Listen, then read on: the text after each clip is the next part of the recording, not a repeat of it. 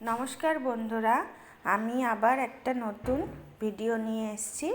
আমি Tanushree and কৃত্তিকার daily lifestyle ব্লগে আমি আজকে একটা মাছের রেসিপি করে দেখাবো। এটা কাতলা মাছ নিয়ে এসেছি। প্রথমে তেলের মধ্যে কাতলা মাছগুলো খুব ভালো করে লাল লাল করে ভেজে নিয়েছি।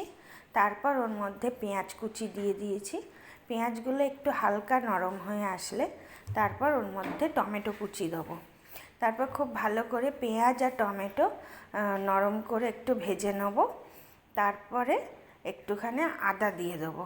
আদাটা আমি অবশ্য গ্রেটারে গ্রেট করে দিয়েছি, তোমরা বেটেও দিতে পারো।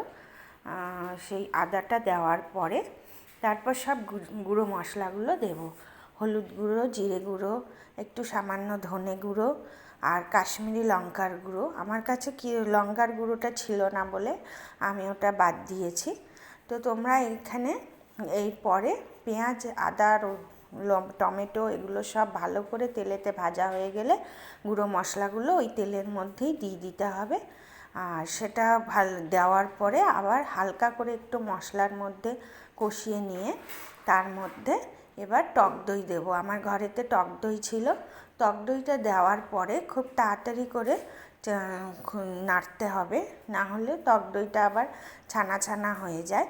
তাহলে মশলার সঙ্গে একদম মিশে গেলে আস্তে আস্তে তেল ছাড়তে থাকবে।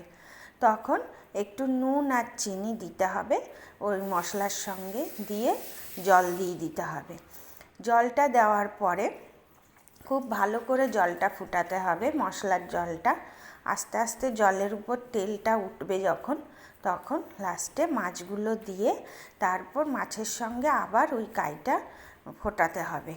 তারপর লাস্টে একটু গ্রেভিটা শক্ত শুকনো হয়ে আসলে তারপর তার মধ্যে জলটা দিয়ে ভালো করে দেখে নিতে হবে নুন চিনিটা ঠিক আছে নাকি। তোমরা দেখতেই পাচ্ছ আমি কিভাবে করছি। সমস্ত ভিডিওটা পুরোটা দেখলে তোমরা পুরোটাই বুঝতে পারবে। আর খুবই টেস্ট হয়। আর একটুখানি তার মধ্যে আমি গরম মশলার গুঁড়ো দিয়ে নিয়েছি। এটাকে মাছের কালিয়াও বলা চলে। তা তোমাদের এই রেসিপিটা কেমন লাগলো তোমরা আমাকে অবশ্যই কমেন্ট করে জানিও। আর মাছের কাতলা মাছ যেহেতু খেতেও খুব সুন্দর হয়, আর এটা রুই মাছের কালিয়াও ঠিক সমানভাবে এই একইভাবে করা যায়। তো তোমাদের কেমন লাগলো আমার সঙ্গে পাশে থেকো।